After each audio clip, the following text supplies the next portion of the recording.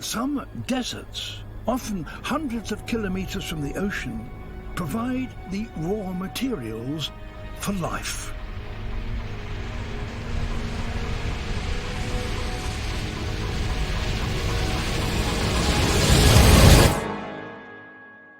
Every year, winds sweep up 2 billion tons of dust into the sky. At least a quarter of it eventually falls on the sea, providing nutrients needed by the microscopic organisms that are the foundations of ocean life.